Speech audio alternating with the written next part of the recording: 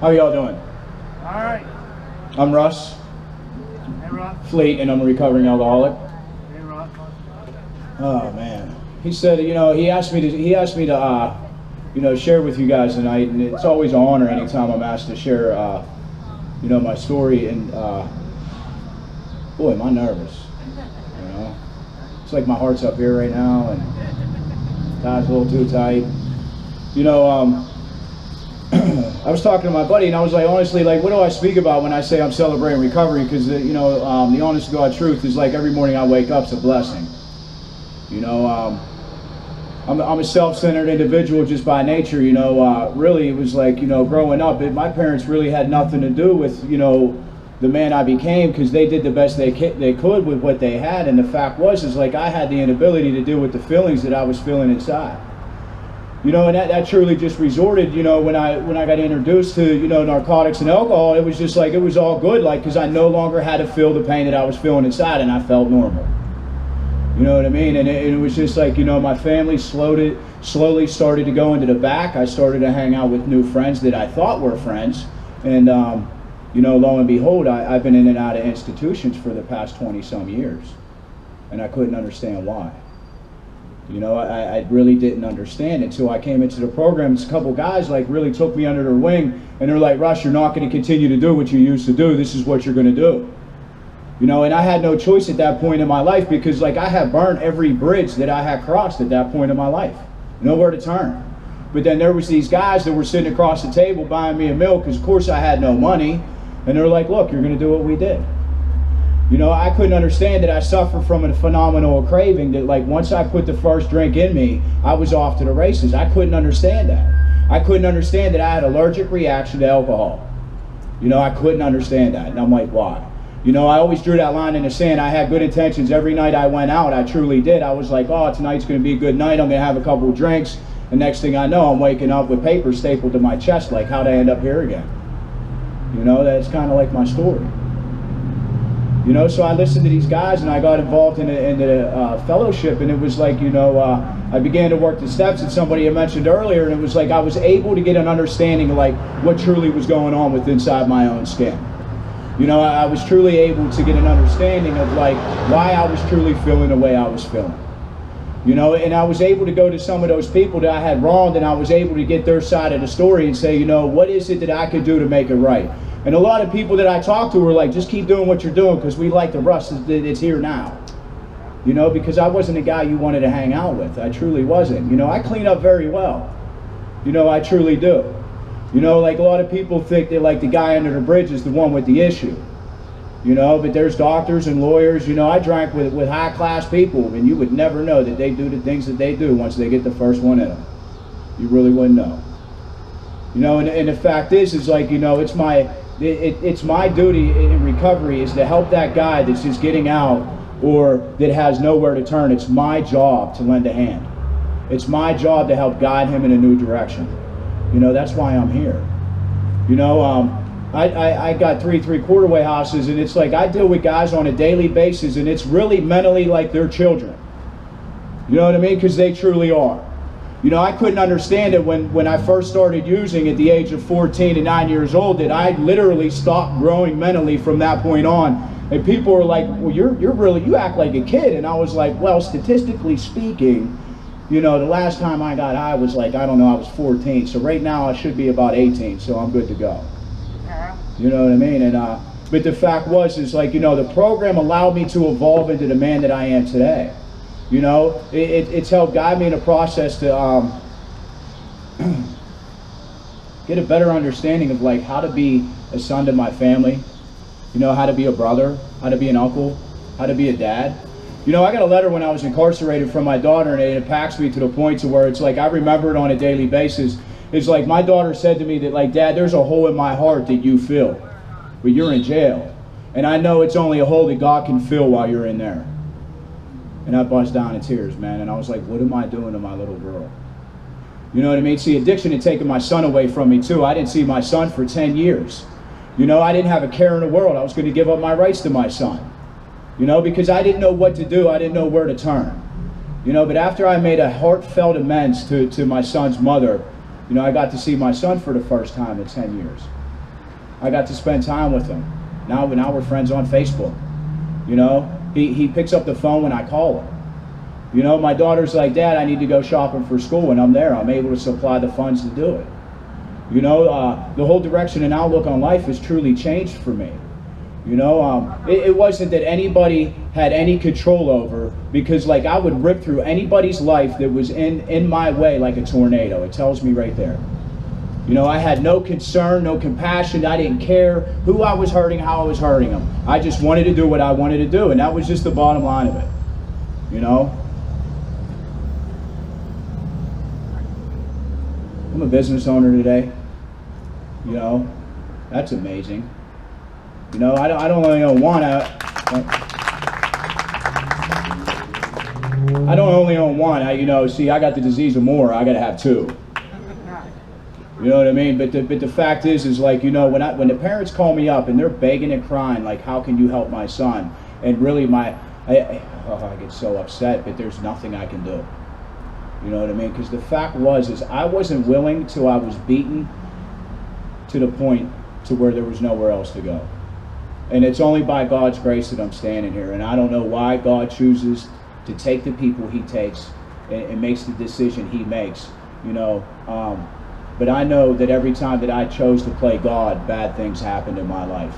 And I know when I wake up in the morning and I hit my knees and I just thank God that I'm able to be of maximum of service to him today, you know, that just opens my eyes up to a whole nother world.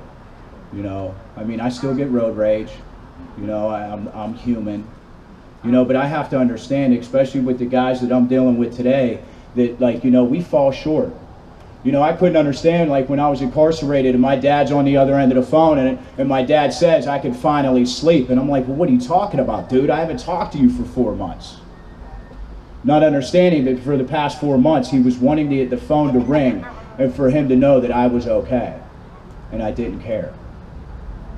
You know, but the fact is like my dad calls me. It was funny, my dad called me about a month ago and he's like, well, where are you? And I was like, oh, I'm on the Parkway. I'm headed home from work. Why? What's up? And he's like, oh, I just got to collect call from the Allegheny County Jail, and I thought it was you. Oh, no. I was like, no, Dad, I'm good. I'm doing good, you know. But I found that to be pretty funny. But the fact is like that's the pain that I put my family through. You know, that's the reality that I put my family through, and I couldn't understand is like, you know, they wouldn't know if I'd show up to an event. You know, my dad used to have the sober events, and I'd pull up with the car out of spite, and I'd pop the trunk, and then I'd have all the coolers full of beer. You know, and my dad would just look at me and shake his head like, I asked you not to bring any alcohol. But see, I couldn't understand it. The alcohol controlled me. You know, it's like I didn't know how to live life on life's terms without drinking. I didn't know. Like, I was with a homeowner last night, and he was like, do you drink? And I was like, no, I get up early. And he looked at me baffled, and I'm like, he's an alcoholic. Yep. You know, because the fact is like, I remember when I was 19 years old building this guy's house, and he was like, I haven't had a drink in 17 years. And I'm like, dude, are you serious? You're lame. Like, I didn't know that people could not drink. I just didn't understand it. It wasn't part of my reality. You know, now I can go to functions inside bars. You know, see, the big book tells me I can go anywhere I want as long as I'm there with the right intent. You know, I don't seek out Friday night, you know, glamour life.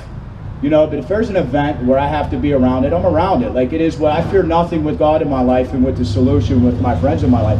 I truly don't. You know what I mean? See, it tells me that, you know, I suffer from an illness that only a spiritual experience can lift. You know, I had to work the steps to find God and allow God to work in my life to then allow me to you know, carry the message to people who still suffer from this. You know, we're not a glum lot by any means, let me tell you. I got friends here right now that we're headed to Miami in about, I don't know, 5 days. Because we're going to an event in Miami for young people. You know what I mean? It's allowed me to be a part of a social society to let people know, no matter how old or how young, we have a solution. And that's a blessing. You know what I mean? I see kids come in now, and they're 17, 18, 19, and when you see that light just go off in their eye, and you know they're off to the races, like, you know, they're destined to help others. Like, they know that they no longer have to live the way they live.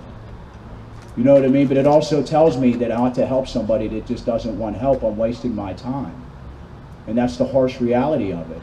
I'll lend my hand out if they're willing to accept my hand, but that's the only thing I can do as a human being. I can't force this down somebody's throat. I can't make them want something that they don't want. You know, see, the gift of desperation was, you know, what opened my eyes up. When I went to jail, I knew that moment when they shut that door, I finally had a reprieve. I had a chance to get away from what I was hanging out with. You know what I mean? My wife divorced me while I was incarcerated, got pregnant to another man. I went through a lot of stuff in sobriety. You know, I got out of jail and I shook his hand and I said, I wish his the best, I truly do. And people were baffled by my actions because the man that I used to be would have got out and hunted him down like a dog. You know, but I wish him the best. I was able to be there for my family when my mother passed away. You know, my sister passed away. You know, see, the harsh reality is this, is I'm around death a lot more than a lot of people sitting here. You know, I probably go, I've been to, I don't know, a dozen funerals already this year, if not more. You know, I could seriously make it a part-time job going to funerals. And that's just the harsh reality of this, you know. But the fact is like, you know, we have picnics, we have service work, we get guys involved, we have parties, you know, we're not glum by any means. It's like, you know, a lot of people have this perception, oh, that you're in recovery. Recovery it does not stop me from doing anything I want to do. You know what I mean? I'm of my own free will and God gave me that ability. You know what I mean? And I've learned through this process not to judge a single soul that walks the face of this earth. Because, like, you know, my buddy always has a saying, never judge those because you turn into what you judge. And that's the truth. You know, and it's just like, you know, it's hard to hear the other side of the fence. It tears me apart. I wish I could take the years back that I have neglected my family and my kids. But the fact is I can't. I've forgiven myself for that. They have forgiven me. I don't allow my kids to manipulate me. You know, I'm your father. I've made mistakes, and you know, and that's that. You know, so where are we gonna go? We go to Kennywood. You know, but I'm proud of my brother for setting this all up, man. It truly is. I mean, you know.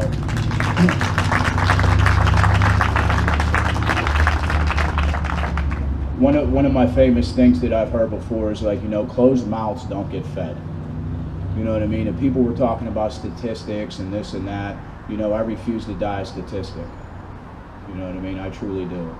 You know, the fact is like, I don't know whether you're born with it. I don't know whether I just party too much and cross the line. I'm not a doctor. You know what I mean? And the harsh reality is like doctors only do get 2 hours of addiction counseling through 12 years. That's all they get. You know what I mean? And the fact is like the reality that we live in, I mean, they're in school half their life. They don't live our reality.